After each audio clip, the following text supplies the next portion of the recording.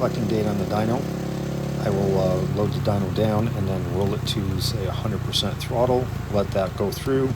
That'll give me the AFR data I need for that column, and then I'll go down to the next one, 75, 67, 61, and so on and so forth on down throughout every entire throttle position that ECU has.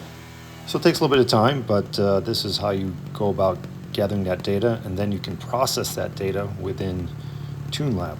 Here you can see the runs from the previous collection I did, so I'm deleting those out. And you'll see the last run that I just did, 100% throttle. Looks pretty good, and then we go on to the next one.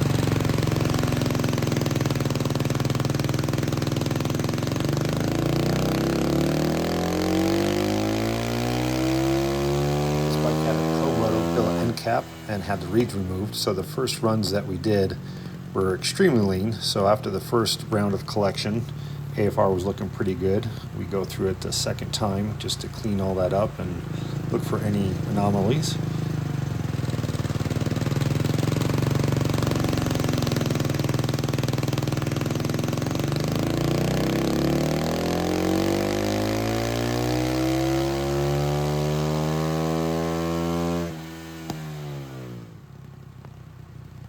Here's just more of the same, just in a lower gear and at lower throttle positions.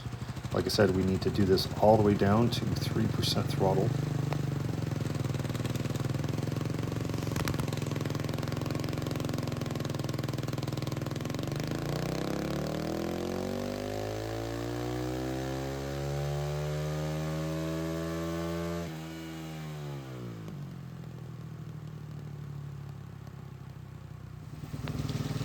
After getting the AFR dialed in, if that takes 2, 3, 4, 5 times through, whatever it takes, we get that looking good, and then the next step is to, of course, tackle timing. So with that, we'll go ahead and at different throttle positions, add some timing, take some timing away, see if it makes any difference in any areas, and if it does, then we start going that route and dial it in, little by little. On this particular bike, you'll see here that it really didn't make any difference. So you'll see the power up top, and at the bottom is air fuel at this moment, and then I'm going to change that to total timing, and you'll see between the red run and the blue run that there's 4 degrees of timing added, and that 4 degrees of timing on the red run did nothing to the power. So that tells me on that direction it didn't like it, so again I will check that at a different throttle position and go from there. And here I'm just driving the bike around, looking at AFR in different areas. Also looking at the popping decel, which this bike is quite known for.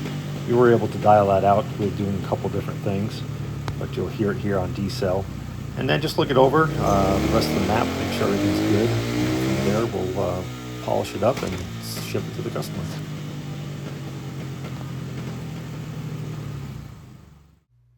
And here's the final dyno run. You can see it made 46.5 horsepower and 31.8 torque.